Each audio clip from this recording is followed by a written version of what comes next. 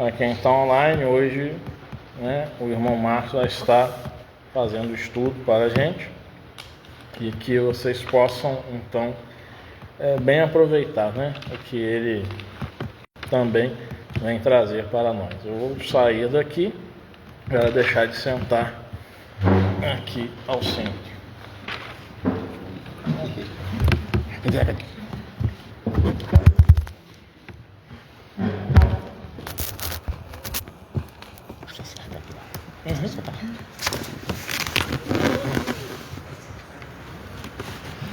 Vamos lá, meus irmãos. Primeiramente, boa noite, né? Cheguei um pouquinho atrasado, né? Porque acontece, né? Vamos lá, hoje a gente vai falar sobre uma questão que acontece muito, sobre a ilusão, né? A ilusão é boa, a ilusão é ruim, a ilusão faz a gente evoluir. Entende uma coisa, na verdade, o que é ilusão?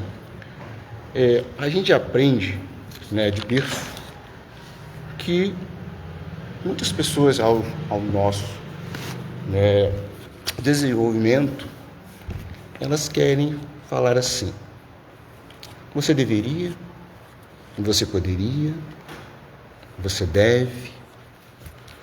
E dependendo da situação, a ilusão, ela pode ser boa, mas ao mesmo tempo ela pode ser amarga, ruim. Mas por que às vezes ela é boa e por que às vezes ela é ruim?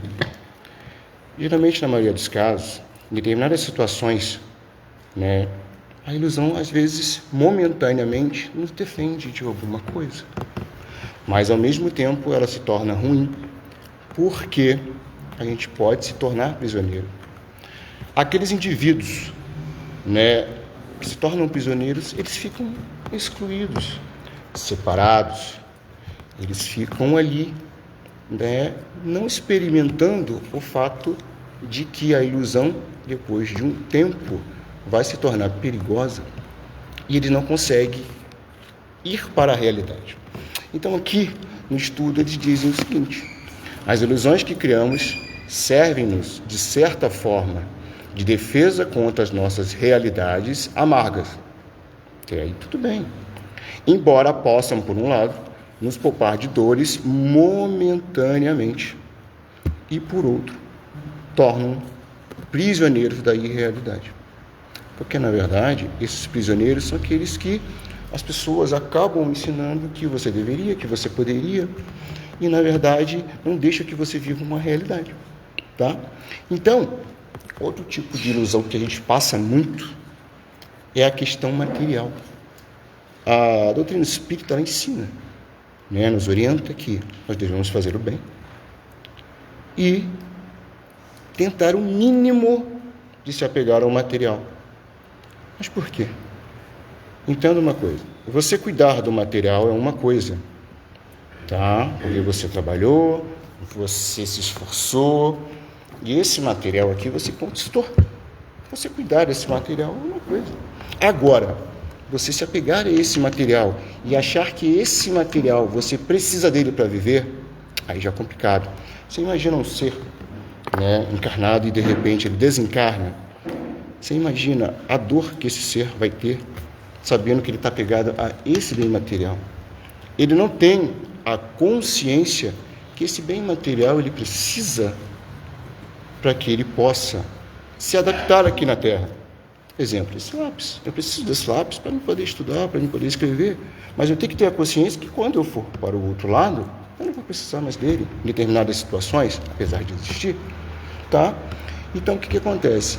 As pessoas que são apegadas aos bens materiais, por que elas são apegadas ao material? Entenda uma coisa: o planeta Terra, o próprio planeta Terra, ele é material. Porque para você atuar na matéria, a alma precisa estar na matéria. Então, a própria atmosfera da Terra, ela já é material. Então, nós estamos aqui nesse planeta de provas e expiações e nós precisamos de vestir a matéria. Porque como que a gente vai atuar na matéria se não está nela? Então, pela evolução, pela pluralidade dos mundos, o planeta Terra já foi primitivo. Hoje ele é um planeta de provas e expiações. Futuramente, já estamos em regeneração, vamos tornar um planeta regenerado. Vamos precisar da matéria? Sim, só que de uma forma totalmente diferente e sem apego. E dependendo das transições dos planetas, a gente vai evoluir até se tornar um planeta celeste. De planeta regenerado ao planeta ditoso, que é um planeta feliz, onde a gente vai precisar poucamente da matéria para fazer qualquer coisa que a gente precise, tá? Depois, com a evolução, tanto dos seres quanto dos planetas, esses mundos, tá, vão se tornando menos dependentes da matéria. Ele passa de um planeta ditoso, para um planeta regenerado, até chegar num planeta celeste, que a gente não vai precisar nem da matéria, nem do perispírito. A gente vai precisar apenas da luz, que são os planetas celestes. Então, o que acontece? Quanto menos matéria a gente se apegar, mais a gente vai ter a consciência que a gente não precisa de matéria para poder viver. A gente precisa da matéria porque a gente precisa adaptar nesse planeta. Então, eles dizem aqui, muitos de nós nos conservam a ilusão de que a posse material proporciona a felicidade, de que o poder e a fama garantem o amor, de que a força bruta lhes protegerá de uma possível agressão e que a prática sexual lhes daria uma integral gratificação da vida. Aí eu falo, tudo ilusão. Então, imagina, as pessoas que são apegadas, não são todas, a bens materiais, as pessoas que acham que porque tem poder, tem fama, tem dinheiro, pode se apegar aos bens materiais e passar por cima de qualquer pessoa. Você imagina quando essa pessoa desencarnar e ficar no outro mundo? Ele não vai ter sossego. Até ele entender que a matéria, tá, ela não é essencial para que a gente viva em um planeta, em outro estágio da vida, que é após o desencarne, ele vai sofrer um pouquinho, infelizmente. Tá? Nós podemos cuidar do que é material, mas se apegar, não. Então, o que acontece? Essa ideia é passada para a gente assim que a gente começa a aprender. Tá? E ele diz aqui, mesmo quando crescidos e maduros, sentimos medos de abandoná-las. Tá? Abandoná-las quem? Tanto a ilusão quanto a matéria.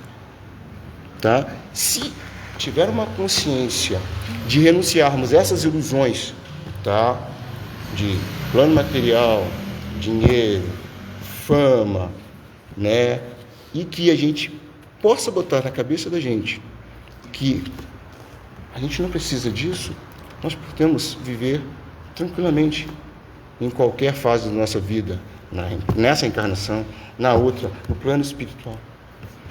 Tá? Então, ele fala aqui o seguinte, se não nos conscientizarmos de que a alegria e o sofrimento não estão nos fatos e nas coisas da vida, mas sim na forma como a mente percebe, enquanto usarmos nossa mente sem que ela esteja ligada aos nossos sentidos mais profundos, ficaremos agarrados a esses valores ilusórios. O que são os valores ilusórios? Os valores ilusórios são o que a gente pensa que a gente precisa para viver. Na verdade, o que a gente precisa para viver não é material, e sim o que você faz aqui e para onde você vai. Então, o que acontece? Mas por que acontece isso? Aonde acontece isso? Existe uma coisa chamada costumes sociais. Tá? Esses costumes sociais, eles não foram criados por Deus. Esses costumes sociais, na questão 863 do Livro dos Espíritos, explica. Esses costumes sociais, eles foram criados pelos homens. E dentro desses costumes sociais, que aí começa esse círculo, de achar que o material é necessário, que você precisa ter fama, que você precisa ter dinheiro, que você precisa ter esses bens para que você viva feliz e para que você viva bem. Então, como é que a gente pode, dentro desses costumes sociais, conseguir tirar isso, arrancar isso da gente? Emoções. Tudo está relacionado às emoções no pensamento. Emoções são simplesmente emoções. O que acontece é o seguinte, nós, aqui na Terra, tá? Nós não podemos, em momento algum, controlar as emoções de outra pessoa. Por quê? Controlar as emoções de outra pessoa é a mesma coisa que você tentar se agarrar esse líquido aqui. Você não consegue agarrar esse líquido. Como é que você vai controlar uma emoção de uma pessoa? Você não consegue. Você tem que deixar aquela pessoa viver aquela realidade, claro, com a consciência de que a gente tem a possibilidade de viver sem a matéria, porém livre. Então, ele diz o seguinte: emoções são simplesmente emoções. É importantíssimo aprendermos a perdoar e sermos compreensivos, desde que façamos isso agindo por livre escolha. Então, como é que você vai controlar a emoção de uma pessoa se dentro daquela pessoa existe o livre-arbítrio? E dentro do livre-arbítrio existe o poder e o desejo de ser livre, o poder de pensar, o poder de sentir, o poder de ter as suas emoções, para que essas pessoas possam seguir livremente. Então, o que acontece muito é tentar controlar tanto as pessoas quanto as emoções das pessoas. Mas como assim? Em que parte?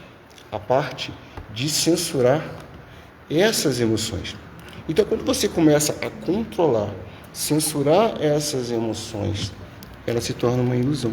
Mas sabe por quê? Porque você, quando censura a emoção de uma pessoa, você está indo contra a natureza daquela pessoa. A natureza é nos dada, o livre-arbítrio é nos dada por Deus, é lei. Então, o que acontece? Em muitos casos, não são todos os pais, eu não sou pai, né, não tenho filhos, muitos pais repreendem os filhos e falam assim: olha, meu filho, você não pode sentir medo, e você não poderia sentir raiva e medo. Entenda uma coisa: quando Deus nos criou simples e ignorantes de saber. Mas com o longo do tempo e com a evolução, nós vamos aprendendo. Então, o que acontece? Você imagina se um pai e uma mãe restringem isso de um filho, dele não sentir medo, dele não sentir raiva, sendo que Deus deu pelo menos esses dois sentidos para que nós podemos continuar evoluindo, sentindo e tendo percepções. Você acha que esse ser, ele vai ser um ser normal? Você acha que restringir a raiva, o medo, isolando ele daquela realidade, ele vai ser um ser? Ele não vai ser um ser. Ali está havendo uma punição para os filhos. Então eles dizem o seguinte: censurar as emoções é uma ilusão. É mesmo que censurar a própria natureza. Essa natureza é nos dada para que a gente possa sentir e dentro desse sentimento a gente conseguir entrar na realidade. Então, o que está dizendo? Habitualmente os pais costumam repreender os filhos dizendo que não deveria ter raiva ou medo. Tá? Por certo, condenam as crianças por estas emoções e as obrigam a escondê-las, porém elas não conseguem extirpá-las. E também é uma coisa que você pegasse, se você escondesse ele e não deixasse ele ver esta realidade. Então, quando ele começa a enxergar a realidade, o que acontece? Ele começa a ter uma desilusão. E é daí que começa esse ser sofrer, ter quadros de depressão, ter quadros de sofrimentos graves que vai levar um dia esse ser a ser obsediado. Entendeu? Você imagina uma pessoa triste, uma pessoa fala para você: olha, você não tem direito, você não pode ficar triste. Você não pode ter esse sentimento. Você não deve. A pessoa tem que ter esse sentimento. Para quê? Para que a gente possa perceber, para que a gente possa entender a realidade. E dentro dessa realidade, o livre-arbítrio entra. Então, como que pode ajudar essas pessoas? Aqui diz o seguinte: não seria melhor ensinar-lhes os códigos do bom comportamento social, que eu falei lá atrás, se na educação desse ser, desde o momento que ele começa a entender, se lá ele ensinasse que o comportamento, seguir o bem, fazer a caridade, ajudar as pessoas, de ele ver, deixar ele mesmo seguir dentro daquela realidade, esse indivíduo não vai ter nenhum problema que a gente chama de problema psicoemocional. E não vai ser um ser que vai precisar de tratamentos eternos para que ele possa enxergar a realidade que foi tirada dele. Então, aqui diz o seguinte: não seria melhor ensinar-lhes o código do bom comportamento social, deixando que de modo de ser, seu modo de ser, né, que ele mesmo flua com a naturalidade, o equilíbrio, sem anular a personalidade, ou torná-lo submisso?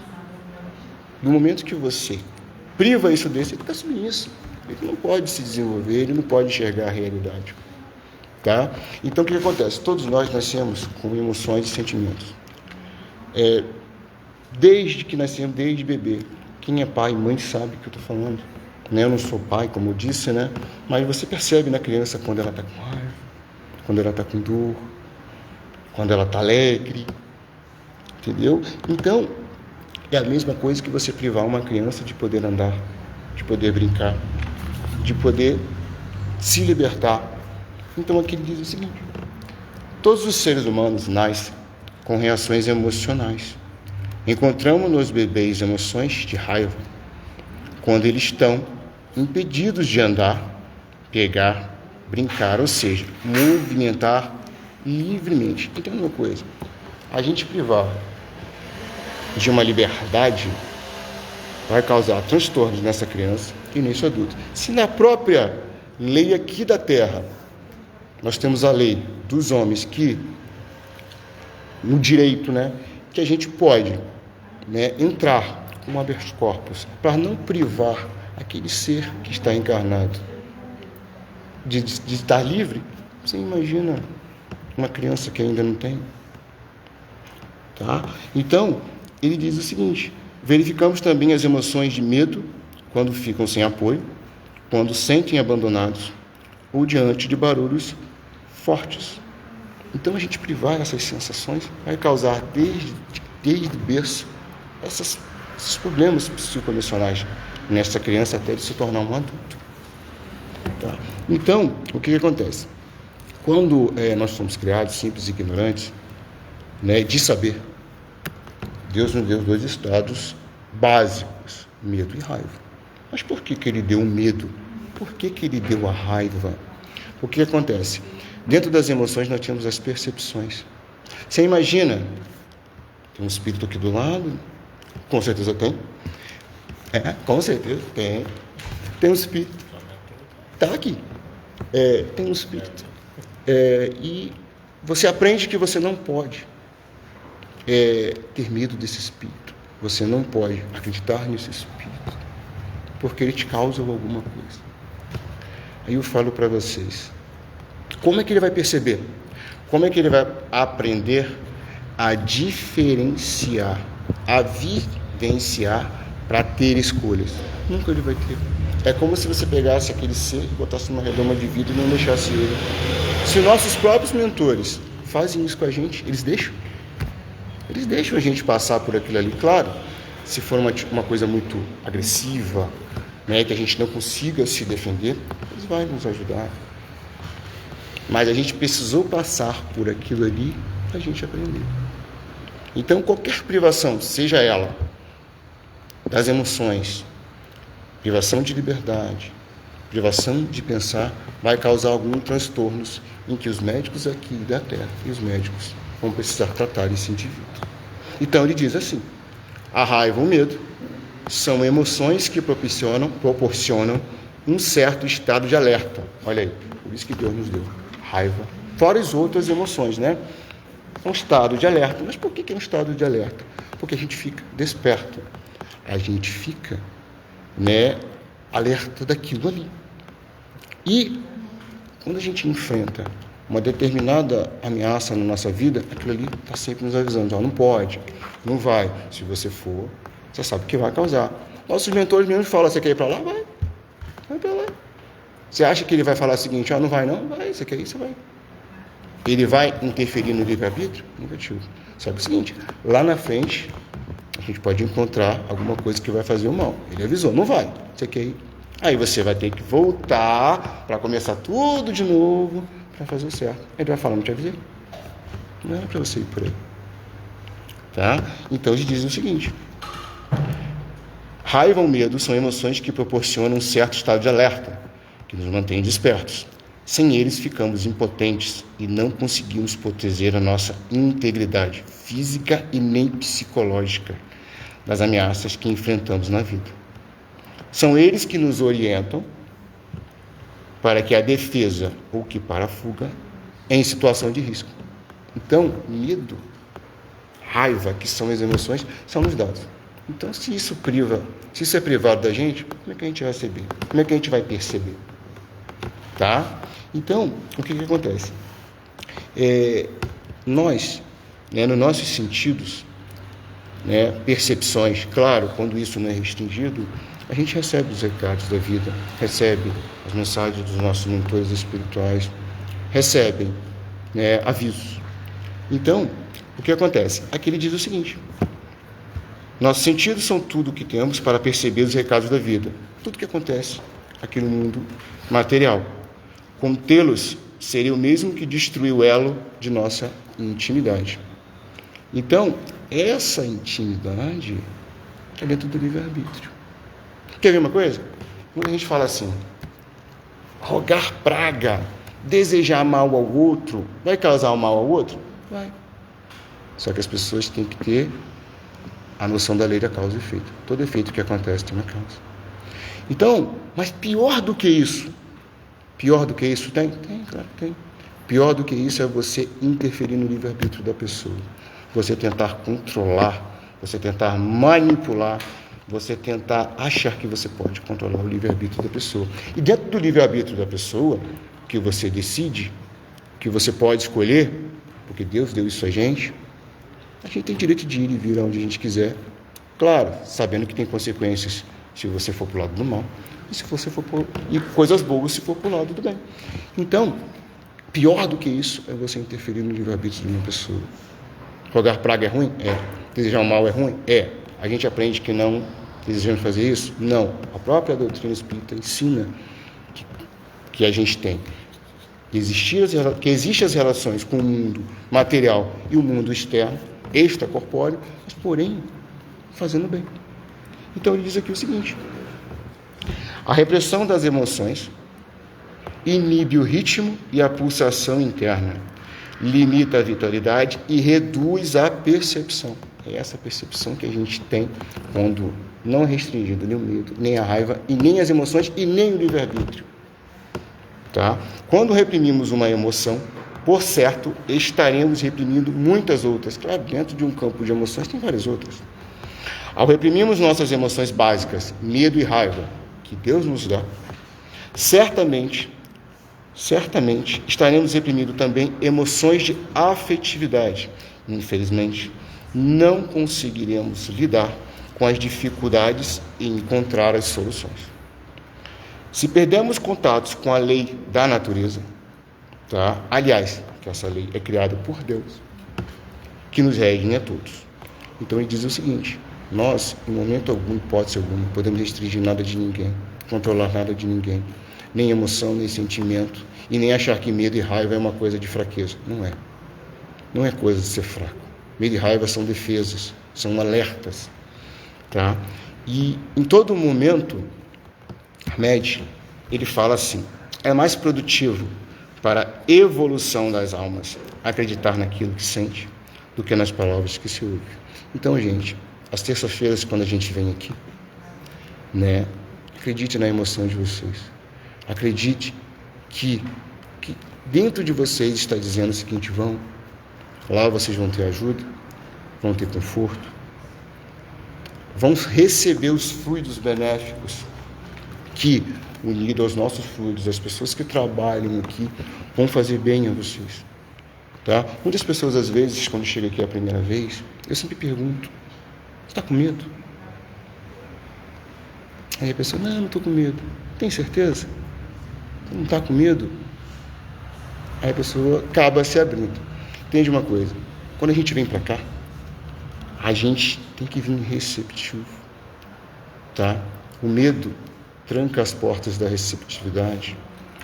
E quando você vem para cá com um propósito e a fé que todos nós temos, que é a confiança irrestrita no Criador, e desde que você começa com esse propósito e termina, e essa fé faz com que você venha para cá, você está abrindo, nós, né, todos nós, porque eu já tive aqui também, hoje eu trabalho lá, a gente está abrindo as portas para os médicos daqui da terra, para os médicos no mundo espiritual. Então, quando a gente vem para cá, independente de qualquer coisa, venham receptivos, venham abertos, não venham com medo, porque aqui a gente não vai prejudicar ninguém, aqui a gente vai ajudar todos unidos, os nossos fluidos com os fluidos dos mentores espirituais, dos trabalhadores que sempre estão aqui, que eles estão aqui esperando a segunda etapa. Então, venham com o propósito e com a fé de que vocês vão começar e vão terminar e vão ficar bem. Foi perguntado a Chico Xavier, Chico, a gente pode aplicar um passe numa pessoa que não tenha fé, que a gente tem que respeitar o direito daquela pessoa de não ter, mas ela pode ter. Chico Xavier responde assim: pode, desde que ela aceite a condição que ela está. Do momento que ela aceita esta condição, ela já está abrindo as portas para que nós e eles mesmos possam ser ajudados, que eles possam receber os fluidos de diversas formas, tá? Os fluidos unidos, nós, os mentores espirituais. E quando saírem daqui, em suas casas, eu faço isso sempre, façam as orações e peçam assim: Senhor, quando eu dormir, que meu espírito sair do meu corpo, que a gente encontre os bons espíritos que nos ajudaram, que eles nos ensinem, que eles nos forneçam boas energias, nos doem boas energias, que eles, deixem marcado em nós intuições, para que quando voltarmos ao nosso corpo físico, nós acordarmos bem. Então, o que Hamed fala aqui é mais produtivo para a evolução das almas acreditar naquilo que sente do que nas palavras, porque as emoções valem muito mais. Porque às vezes o que as pessoas falam lá, necessariamente elas não têm um conhecimento. A gente não vai julgar e acaba bloqueando aquela pessoa que quer fazer um tratamento, tá? Então, quando todos nós chegamos aqui, estejam receptivos para o tratamento, porque os fluidos vão estar agindo no corpo de vocês e no tempo certo, aquelas enfermidades, aquela energia negativa que está ali, agarrada ali, elas vão ser limpas. Mas por quê? Porque vocês vieram de braços abertos, de portas abertas e deixaram os amigos espirituais, mentores, médicos, nós ajudar vocês. Medo é normal? É. Nervosismo é normal? É. Mas isso não quer dizer que vocês não possam estar receptivos para o tratamento. E sempre pedir a Jesus, Deus nosso Pai, e aos nossos mentores e amigos espirituais, que nos ajude, porque tudo é pensamento. Tudo é pensamento. Pensamento é um motor, tanto aqui quanto no plano espiritual. Abram as portas de vocês mesmos, da consciência de vocês, e acredite que vocês vão ficar bons. Que vão. Infelizmente, tem determinadas coisas que a gente não pode mudar, porque é karma. A gente tem que passar por isso, mas pode amenizar, se nós mesmos podemos nos ajudar e ajudar eles que estão aí esperando. Então, quando vocês entrarem ali, vem com a cabeça sempre: eu vou chegar, eu vou ficar bom e vou sair bom. Troque a palavra deveria, poderia, pela realidade. Eu posso, eu quero e eu vou conseguir. Então, meus irmãos, a ilusão apenas atrapalha o processo evolutivo. Tá? Acredite no que vocês sentem, filtre o que vocês ouvem e tire depois as dúvidas, para que vocês mesmos consigam evoluir e ficar bem. Como todas as terças, todo mundo está aqui para isso. Porque a vontade de vocês ficar boa é sempre superior ao que as pessoas falam lá fora. Tá? Vontade é uma alavanca. E do momento que você une a vontade ao pensamento, vocês conseguem se movimentar. Tá? Já deu a hora. Se deixar, eu fico falando até amanhã. Tá bom? E agora a gente vai fazer a oração para a segunda etapa. Deus nosso Pai, nosso Senhor Jesus Cristo, Maria Mãe Santíssima, Senhor Jesus, obrigado por este momento. Obrigado a todos os irmãos que estão aqui para o tratamento magnético, para que eles venham a ficar bons, com vontade, fé, força de vontade. Senhor Jesus, que todos nós possamos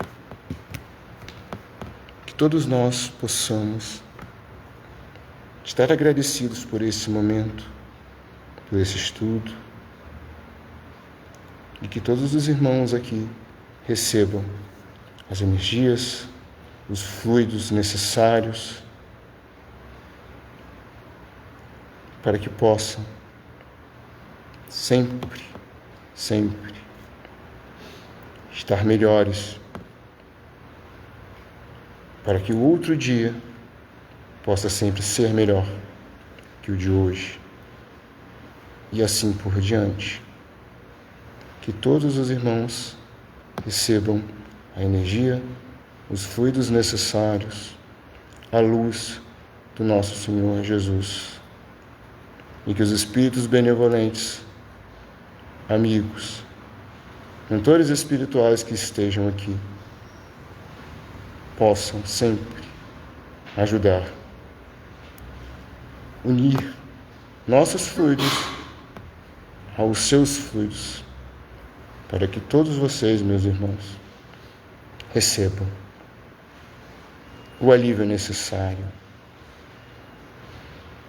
ir para suas casas com segurança, e ao dormir, nossos espíritos, ao saírem do nosso corpo material, se unam aos bons espíritos, que nós aprendamos, que eles nos ensinem de alguma forma, para que essas intuições sejam trazidas de volta ao nosso corpo material, sempre de forma positiva. Obrigado, Senhor Jesus, que Jesus ilumine a todos, e que assim seja, Senhor.